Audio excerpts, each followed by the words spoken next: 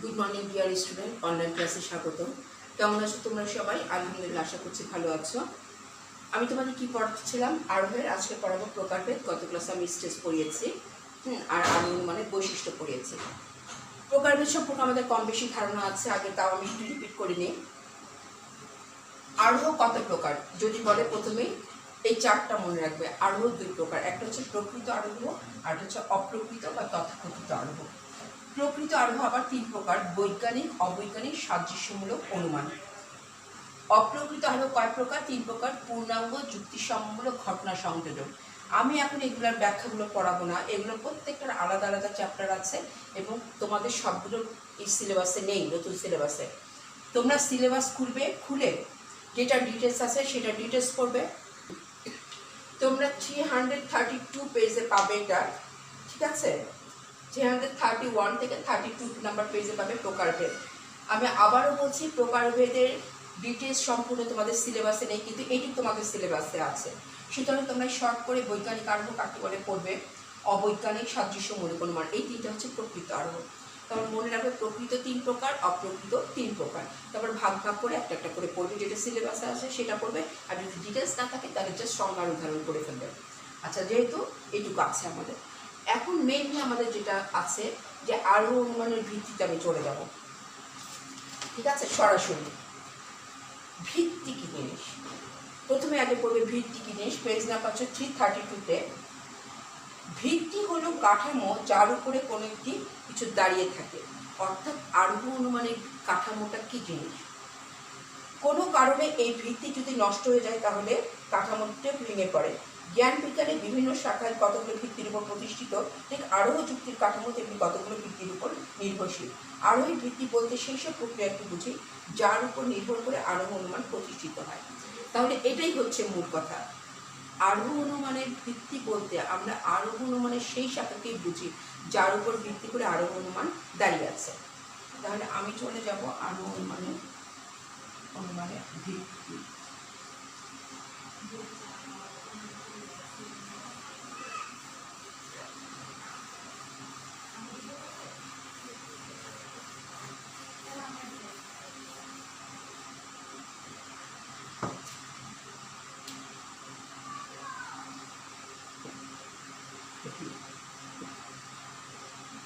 তাহলে ভিত্তি থাকতে পারে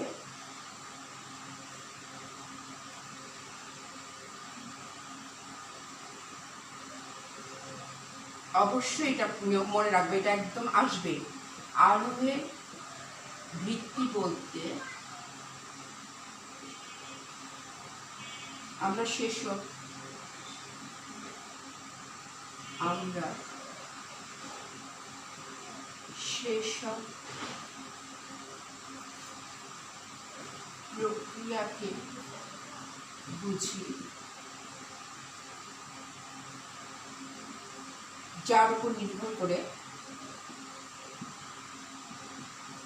যার উপর নির্ভর করে আরোহ অনুমান প্রতিষ্ঠিত।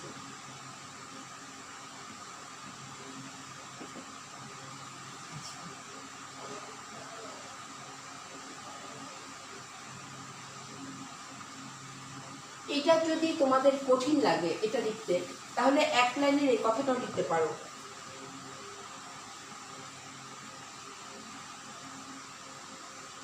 হয় এটা লিখবে, আরোহের ভিত্তি বলতে আমরা সেসব প্রক্রিয়াকে বুঝি যার উপর আরোহ অনুমান প্রতিষ্ঠিত, বা আরোহ অনুমানের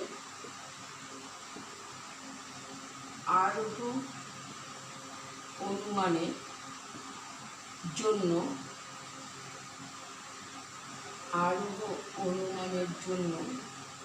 একান্ত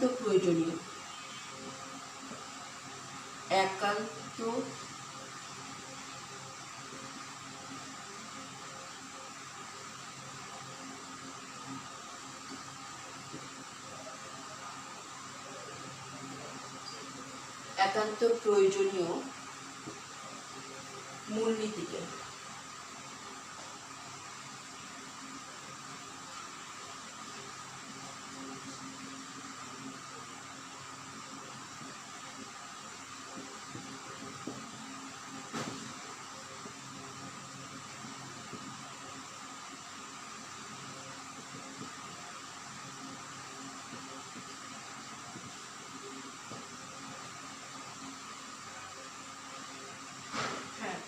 আচ্ছা, ভিত্তিটা আমি চার্টের মাধ্যমে দেখিয়ে দিচ্ছি।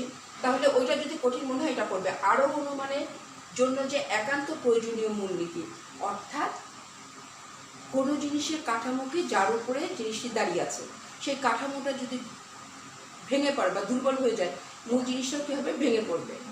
আচ্ছা, ঠিক বলছে। আরোহ অনুমানের জন্য যে একান্ত প্রয়োজনীয় যে মূলনীতিগুলো, আরোহ অনুমানের জন্য প্রয়োজনীয় যে মূলনীতিগুলো, সেগুলোকে বলা হয় আরোহের ভিত্তি। এভাবে লাগে। আরোহ অনুমানের ভিত্তি দুই প্রকার। যদি এভাবে আসে, তুমি এভাবে না লিখে এভাবে লেখো আরোহের ভিত্তি। চারটা আমি এভাবে করে দিই। আরোহের ভিত্তি দুই প্রকার। প্রথমে লিখবে এখানে আকারগত, ইংরেজিটা তোমরা নিজেরা পড়ে নেবে, ফর্মাল, আর এটা হচ্ছে ম্যাটেরিয়াল, আর এটা হচ্ছে বস্তুগত। তাহলে কি লিখে? প্রথমে যদি কোশ্চেন আসে আরোহের ভিত্তি কত প্রকার, বলে দুই প্রকার, আকারগত ও বস্তুগত। আকারগত আবার দুই প্রকার। আকারগত হচ্ছে, একটা হচ্ছে প্রকৃতির নিয়মানুবর্তিতা নীতি আর কি, প্রকৃতির নিয়মানুবর্তিতা, এখানে জায়গা হচ্ছে না, তোমরা দেখে নিও। আর দুই নাম্বার হচ্ছে কার্যকারণ নিয়ম। কম বেশি একটু পড়ে নিয়েছি আমরা, তাই না, এই দুটা নীতি। আর বস্তুগত হচ্ছে নিরীক্ষণ আর পরীক্ষণ। আর দুই নাম্বার হচ্ছে পরীক্ষণ।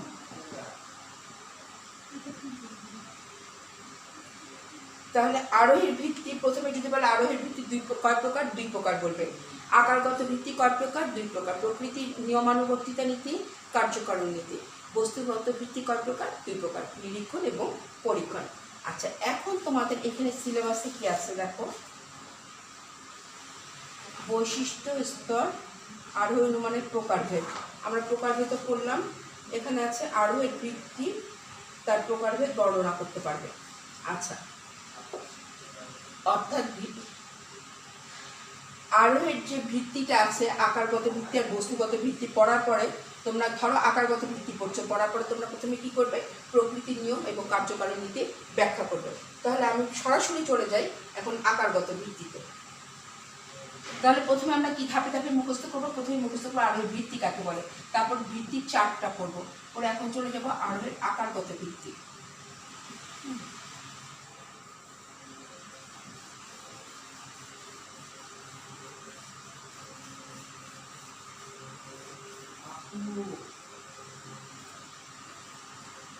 এটা এখন এখানে থাকুক, চলে যাই আকারগত। এটা হচ্ছে 7.3।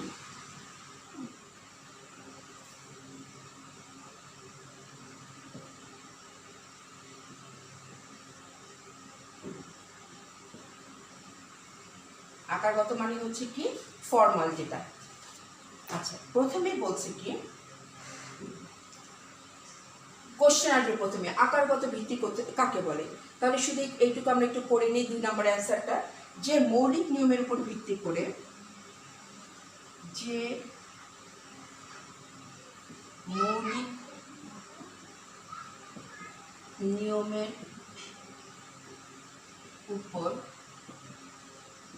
যে মৌলিক নিয়মের উপর ভিত্তি করে আরোহের সিদ্ধান্ত স্থাপন করা হয়।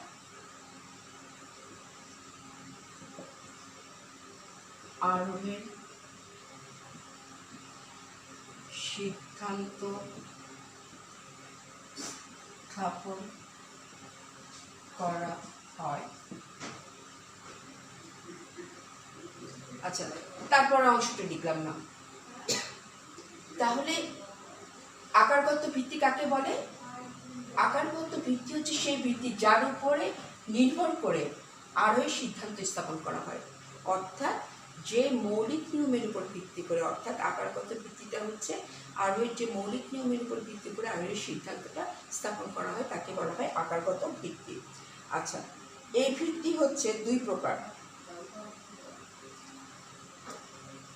এই ভিত্তি হচ্ছে দুই প্রকার আমরা জানি, একটা হচ্ছে প্রকৃতির নিয়মানুবর্তিতা নীতি, আরেকটা হচ্ছে কার্যকারণ নিয়ম। এবং এই দুটো নিয়মকে বলা হয় পরম বা স্বতঃসিদ্ধ নিয়ম। অর্থাৎ স্বতঃসিদ্ধ কি? যে বিনা বিচারে বিনা প্রমাণে তোমাকে মানতে বাধ্য। তাহলে প্রথমে আমরা চলে যাব প্রকৃতির নিয়মানুবর্তিতা নীতি। প্রকৃতি আমাদের সিলেবাসে কি আছে? আরোহ আকারগত ভিত্তি হিসেবে প্রকৃতির নিয়মানুবর্তিতা নীতি ব্যাখ্যা করো। আরোহী পূজাকাশ। প্রকৃতি নিয়মানুবর্তিতা নীতি, the law of uniformity of nature. আচ্ছা, ইংরেজিটা দেখে নিও। প্রথমে বলবে এক লাইনে যে প্রকৃতির নিয়মানুবর্তিতা নীতির ইংরেজি প্রতিশব্দ কি। পেজ নাম্বার তোমরা জানো সবাই, 333। এটা হচ্ছে 7.3 অংশ। আচ্ছা, এটা প্রথমে বলে দিয়েছি, এটা হচ্ছে স্বতঃসিদ্ধ নিয়ম এবং মৌলিক নিয়ম। এই কথাটার এখানে তুই একটা কথা লিখবে, এটা এমন একটি নিয়ম যে এটাকে সংজ্ঞায়িত করা যায় না, তবে বিভিন্নভাবে ব্যাখ্যা দেওয়া যায়। বিভিন্ন ব্যাখ্যা দেওয়া আছে বইতে। দেখবে প্রকৃতির নিয়মের কি ভবিষ্যৎ অতীতের অনুগামী, প্রকৃতি একানুবর্তী, প্রকৃতির নিয়মের রাজত্ব, প্রকৃতিতে একই রকম ঘটনা ঘটে, বর্তমান অবর্তমান বর্তমানের সদৃশ, প্রকৃতিতে একই কারণে একই কার্য ঘটে। বিভিন্ন কথার মূল কথাগুলো হচ্ছে প্রকৃতি নিয়মিত নীতির সার্থক বর্ণনা। আচ্ছা,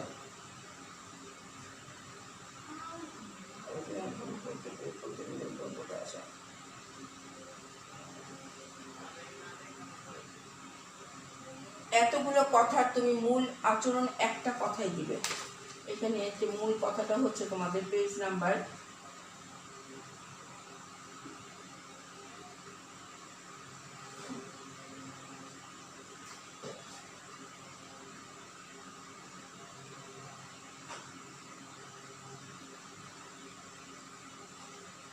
তোমাকে এখানে একটা ব্যাখ্যা আছে। প্রকৃতির নিয়মানুবর্তিতা নীতির দুইটা দিক, একটা হচ্ছে দুইটা দিক, একটা হচ্ছে সদর্থ ক সদর্থ, আর একটা হচ্ছে খ নর্থ।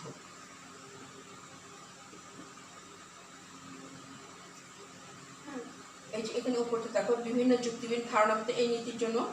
আচ্ছা, প্রকৃতি একই অবস্থায় একই রূপ আচরণ করে। সদর্থকের ব্যাখ্যা হবে প্রকৃতি সর্বদাই, প্রকৃতি একই অবস্থায়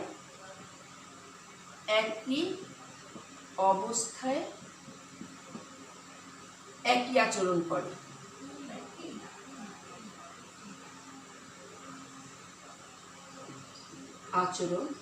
এটা হচ্ছে সদর্থক ব্যাখ্যা। মানে কি? এই কথাটার মানে হচ্ছে প্রকৃতি একই অবস্থায় একই আচরণ করে। তোমার যদি এখন পানি পিপাসা ধরে, তুমি পানি খাবে। অতীতেও তুমি পানি পিপাসা ধরলে পানি খেয়েছো, ভবিষ্যতে পানি পিপাসা তৃষ্ণা নিবারণের জন্য আর কি। আচ্ছা, বা ক্ষুধা পেলে তুমি খাবার খাবে। আগুন, কোনো জিনিস যদি তুমি পোড়াতে চাও, ধরো তুমি একটা জিনিস পোড়াবে, নিশ্চয়ই তুমি পানির কাছে যাবে না, তুমি আগুনে যাবে। তুমি জানো আগুনের কাজ হচ্ছে দহন করা। এই কথাগুলোর মানে হচ্ছে প্রকৃতি একই অবস্থায় একই আচরণ করে। আর নর্থক ব্যাখ্যাটা হচ্ছে, নর্থক ব্যাখ্যা এখানে প্রকৃতিতে খামখেয়ালি কোনো স্থান নেই। এই কথাটা দাও, বা প্রকৃতির নিয়ম না মেনে পারে না, খামখেয়ালি কোনো স্থান নেই, এই কথাটা দিলে বেটার। প্রকৃতিতে খামখেয়ালি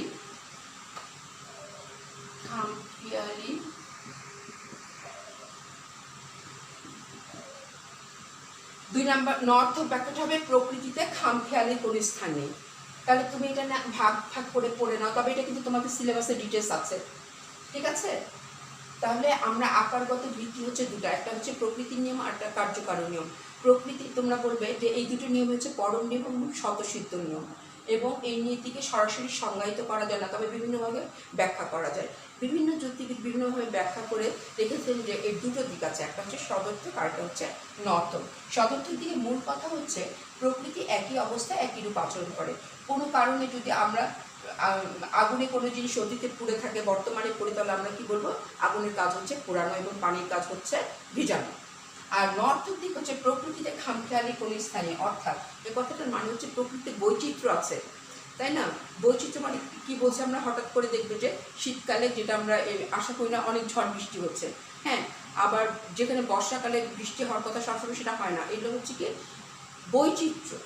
কিন্তু এর কথা ইচ্ছে না যে প্রকৃতি সবসময় খামখেয়ালি মতো চলে, কারণ নর্থের কথা হচ্ছে খামখেয়ালি কোনো স্থান নেই। দুটো মূল কথা। বিভিন্ন যুক্তিবিদের সংজ্ঞাগুলো তোমরা পড়ে নিবে, এখানে আছে যুক্তিবিদ মিলের কথা।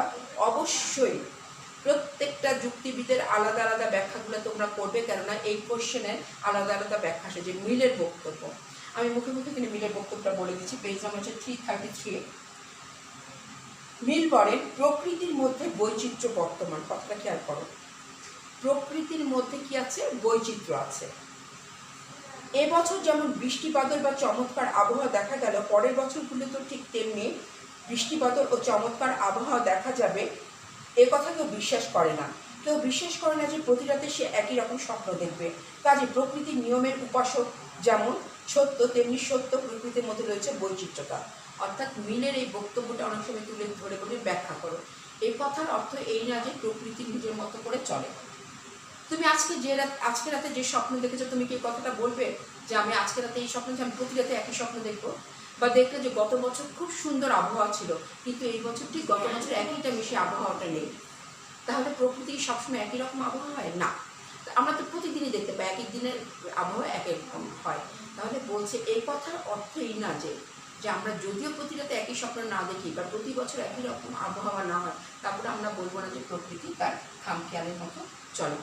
অর্থাৎ প্রকৃতিকে প্রথম লাইনে তখন বলে প্রকৃতির মধ্যে অবশ্যই বৈচিত্র্য বর্তমান। কার্ভিট্রিক বলছেন বহুদিক থেকে মনে হয় প্রকৃতির নিয়মানুবর্তিতার নীতি নেই। বস্তু সময়ের আকার, গঠন, বর্ণ, অন্যান্য গুণের অন্তহীন তারতম্য রয়েছে। বায়ু ও আবহাওয়ার অনিশ্চয়তার প্রবাদ বাক্যে পরিণত হয়েছে। বাণিজ্য ও রাজনীতির উত্থান পতন বিস্ময়ে ভরপুর। এখানে কার্ভিট্রিক বলতে চাচ্ছেন যে অনেক কিছু দেখে আজকাল মনে হয় না যে প্রকৃতি কি নিয়মের অধীন। কেননা আমরা প্রতিনিয়তই প্রকৃতি পরিবর্তন দেখতে পাচ্ছি। তারপরে তিনি বলছেন যে ব্যবসা বাণিজ্যের উত্থান পতন, তারপরে এক একটা বস্তুর আকার গঠন, অনেক বছর আগে যে বস্তুর আকার গঠন যেমন ছিল প্রকৃতি বর্তমানে অনেক চেঞ্জ হয়েছে। এইগুলো দেখলে মনে হয় যে প্রকৃতি নিয়মের অধীন নয়, কিন্তু পরিশেষে বলতে হবে ওই একই কথা, প্রকৃতি অবশ্যই নিয়মের অধীন। আর এগুলো হচ্ছে কি প্রকৃতির মধ্যে বৈচিত্র্য। আমরা জানি প্রকৃতির মধ্যে বৈচিত্র্য বিদ্যমান। মিলের কথাটা দিবে বৈচিত্র্য আছে। তার কথার এই অর্থ না যে প্রকৃতি খামখেয়ালি মতো চলে। বেন বলছেন প্রকৃতির নিয়মানুবর্তিতা এক নয়, বহু। প্রকৃতির এক একটি বিভাগের উপর ভিত্তি করে গড়ে উঠেছে বিজ্ঞানের একটি শাখা। প্রকৃতি সম্পর্কে যুক্তিবৃত্তির বিপরীত ধরনের মতামত পরিলক্ষিত হলেও সত্যিকারভাবে নিয়মের রাজত্বে আমরা দেখি প্রকৃতি একান্নবর্তী।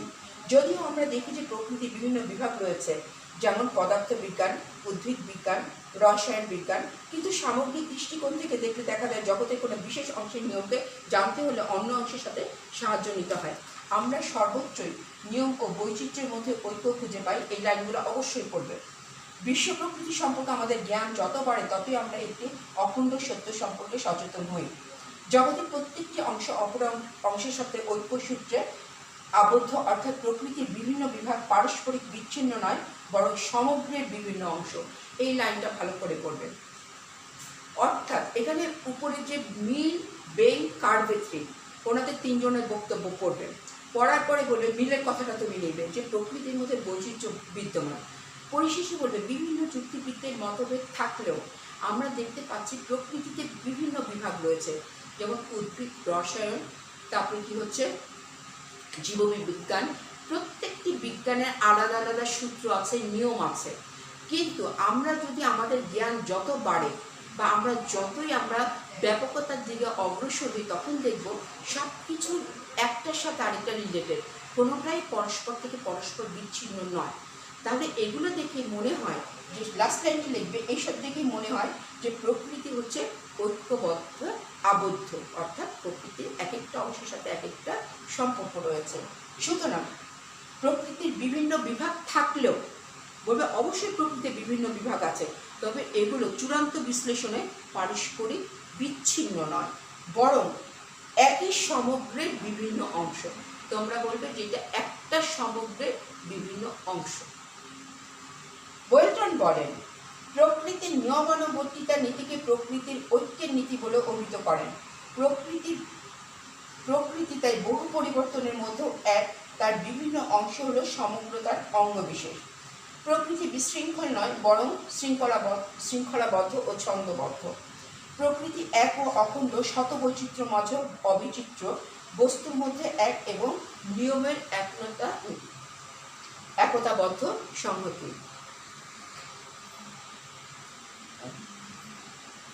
আচ্ছা, সবার শেষে তোমরা ওয়েলটনের বক্তব্যটা খুব ভালো করে পড়ে বলবে, যে ওয়েলটন এখানে বলছেন, যদি ওয়েলটনের কথা আসে তাহলে ওয়েলটন বলবে, যদি না আসে ওয়েলটনের বক্তব্যের দরকার নেই, কিন্তু পরিশেষে তোমরা বলবে যে আমরা দেখি প্রকৃতির মধ্যে অনেক বৈচিত্র্য আছে, কিন্তু তার মধ্যে ঐক্য বিদ্যমান। প্রকৃতির মধ্যে বিভিন্ন বিভাগ আছে, কিন্তু প্রত্যেকটি বিভাগের মধ্যে একটা আরেকটার সাথে রিলেটেড, এবং চূড়ান্ত বিশ্লেষণে আমরা দেখতে পাই এই বিভাগগুলো একটা সমগ্রতার অংশ। সুতরাং আমরা কখনোই বলতে পারি না যে প্রকৃতিতে খামখেয়ালি স্থান আছে। প্রকৃতি সর্বদাই নিয়মের অধীন, বরং প্রকৃতির মধ্যে ঐক্য এবং বৈচিত্র্য বিদ্যমান। আকারগত ভিত্তি হিসেবে আমরা প্রকৃতির নিয়মানুবর্তিতা নীতিকে কখনোই কোনোভাবেই গুরুত্ব কম দেখি না, যেমন এই নিয়মের উপর ভিত্তি করে আরোহীর যে সিদ্ধান্ত সব মানুষ হয় মননশীল গড়ে ওঠে। কেননা প্রকৃতির নিয়ম যে মানুষ জন্মগ্রহণ করলে কী হবে, মৃত্যু হবে। আচ্ছা, এই কথাটা পড়ার পরে তোমাদের আরেকটা কোশ্চেন আসবে এরপরে, আরোহের কূটাভাস। তোমরা এটা মুখস্থ করার আগে তোমাদের আলাদা করে সিলেবাসে দেওয়া আছে যে আরোহের কূটাভাস, এটা খুব ব্রড কোশ্চেন আসে না, কিন্তু তারপর যদি 4 নাম্বার আসে তার আগে তোমাকে কী করতে হবে, এটা সংজ্ঞাটা পড়তে হবে, নীতিটা, ওয়েলটনের মিলের বক্তব্য, ওয়েলটনের বক্তব্যটা সব পড়তে হবে। তার আগে আরেকটা কথা মনে রাখবে যে কূটাভাস মানেটাকে আমি নেক্সট ক্লাসে পড়াবো, জাস্ট একটু ধারণা দিয়ে দিয়েছে। 7.4 আছে কূটাভাস, 7.4 আরোহের কূটাভাস নেক্সট ক্লাস নেওয়ার আগে তোমরা কূটাভাস শব্দের অর্থটা একটু ভালো করে পড়বে, এবং কূটাভাসের প্রবক্তা হচ্ছে যুক্তিবিদ মিল। ঠিক আছে, তাহলে আজকে এ পর্যন্ত আমরা কি করলাম, আরোহের ভিত্তি 2 প্রকার, আকার এবং বস্তুগত। আকারের একটা অংশ করলাম প্রকৃতির নিয়মানুবর্তিতা নীতি, এর মধ্যে একটা অংশ বাদ হলো আরোহের কূটাভাস। নেক্সট ক্লাসে একটু পড়ে ফেলবে। আজকে এ পর্যন্ত।